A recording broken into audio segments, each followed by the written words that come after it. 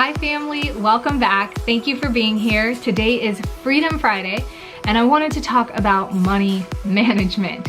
This is something that I feel like is super important but isn't taught in schools. It's rarely taught in the home. I mean, I wasn't taught it, and so by the time I became an adult, free to do as I please, I ended up falling into a lot of traps like debt, overspending, not understanding how to leverage my money and manage it. So that is why I want to talk to you about this today, because I think if you can have a really good foundation of money management, it will really help you set off in the right direction and make things way easier. So I've followed a bunch of different types of approaches, and the thing that really worked well for me was David Ramsey's approach. I forget what his book is. He's got a best-selling book, but if you know what it is, stick it in the comments below. And what I'm going to do is go over a few simple steps that you can start right now to head in the right direction, or at least to understand what I went through, and hopefully it just helps you better your situation if that's what you're looking for. So step one is really balance sheet. Balance your income and expenses. I know this is not an accounting class, but it's really super simple. You take all your income that comes in and make sure that it can cover all your expenses. Now, if you're in debt, or if you owe something, or you want to work towards something like saving for a house or leveraging some money for investments or business, it's super important that that income can cover your expenses and then some. So a lot of people like to say that you want to save at least 10 to 20% of your income for leveraging or savings. I personally like 50%. It's not something that I always get to do or that I'm really good at, but if I can, that is my ideal goal, is that 50% of my income would cover my cost of living and all of my expenses, so that the other 50% can go into savings or leveraging business and other things. If you're not in that position, this is a time where you would cancel anything extra that you might have. And believe me, there is a lot of extra. If you really write down every single penny, just do it for a month.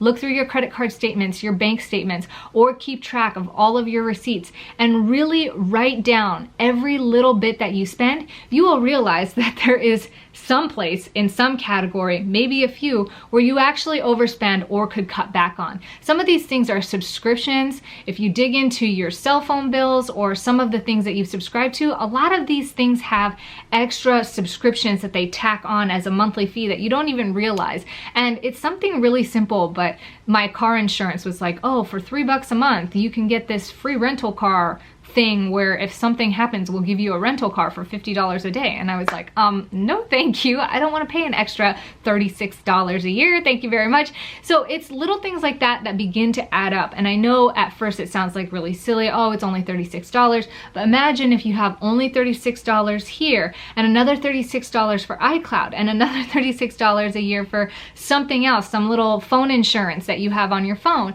All of a sudden you're paying an extra over $100 a year for all these little $3 a month services that you never really knew about. So it's super important to write that down and at least be aware once in a while. And this is something that I recommend doing monthly, but if you don't have the time, doing it 2 or 3 or 4 times a year is a really good practice to have. Once you have your income and your expenses all set to go, you're at a place where your income covers the expenses, you have a little extra, pay down your debt, and don't just pay minimum payments. This is assuming you have debt. David Ramsey talks about paying down your debt from the smallest debt to the biggest debt going forward. That's totally how I started off. So if you owe your brother or your friend 20 bucks, throw 20 bucks his way, then pay down your first smallest debt. It might be like, say, $500 on a credit card, and then continue to pay up. And this is not just credit card debt or people and things you owe. This also comes down to payments like car payments, house payments. You really want to try as much as possible to get out of debt and be debt free. So once you're out of debt, I know I felt like freedom at last.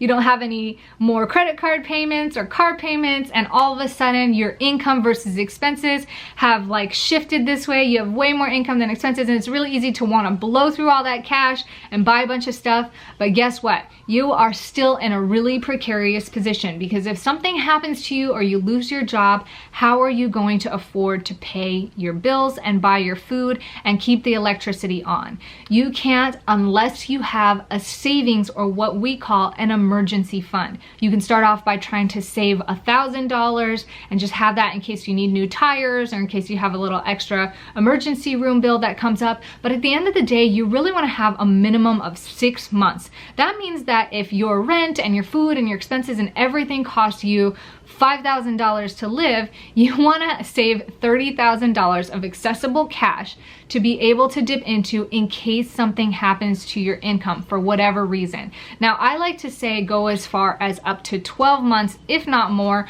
It's always more comforting to know that you have an extra year to get your feet back up on the ground and get things started. And for me, that feels a lot more comfortable because we do run our own business and so many things can go haywire. So it all depends on where you're starting. And I know at first you're like, oh my gosh, I have to save like $20,000 or $30,000.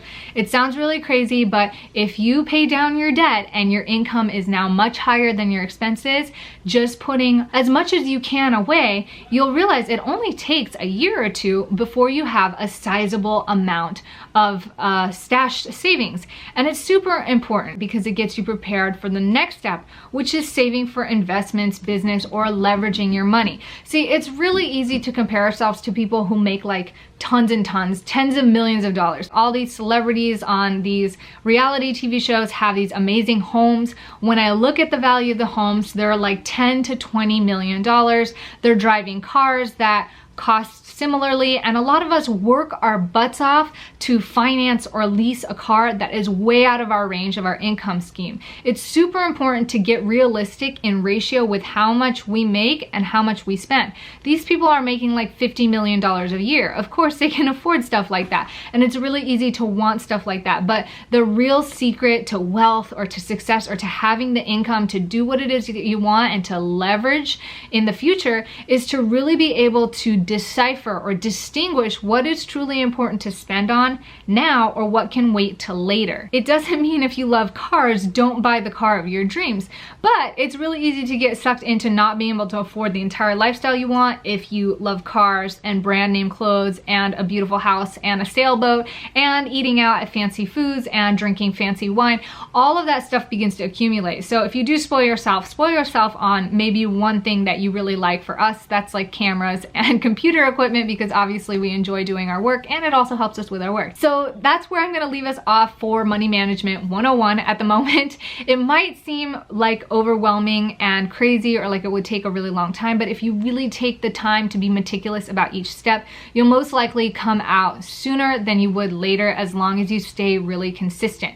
Consistency is key to winning in the money game, if that's something that you're interested in, or just solidifying where your disposition is. A lot of us have this YOLO kind of FOMO type thing going on, which is like, you live in the moment, don't need to think about the future, just think about the present. I don't want to miss out, so I'm just going to have fun and do it right now. But you know, once you really think about it, at least in my age, I don't want to sound old, I'm not even old, but like as a mom with kids who's looking at college funds and watching my mom and my grandparents try to retire, I realize that's not kind of the situation that I want to fall into 30 to 40 years from now. So it's something that I think can be talked about more, no matter how much taboo there is. I know a lot of people are like, oh, it's not all about money, but you know, we live in a society where money matters. Money is how we be responsible to earn it and to pay for our bills and the things that keep us alive, keep the roof over our head, keep food on our plate. And eventually, you know, if you learn to manage money really good,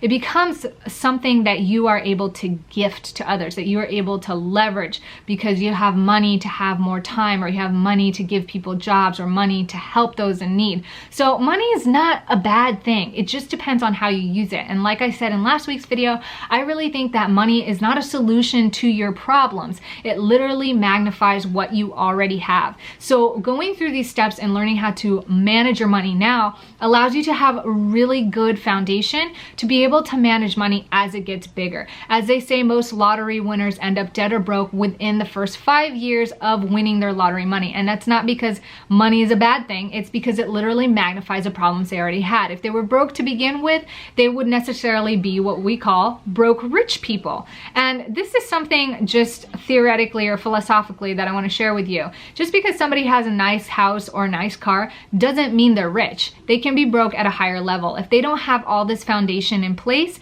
and they lose their job, which I've seen many people do, especially in the last crash of the market in 2008, 2009, they end up going bankrupt, foreclosing all their properties, losing everything, and it's a really tough spot to be in. So it's a really important perspective to get into your mind that it is not about materialistic accumulation. It really is about net worth, or the disposition that you're in to be comfortable and to continue to live your lifestyle, whether the stock market crashes, whether you lose your job, are disabled, or something cataclysmic happens. And that's the idea, or the ideal to work towards. So hopefully we can work towards that together. If you guys have any questions or any more thoughts on this or any more tips on money management, stick it in the comments below. Also give this video a thumbs up if you want to hear more about this topic. I love you guys so much. Thank you for being here, and I hope you guys enjoy your weekend. Ciao.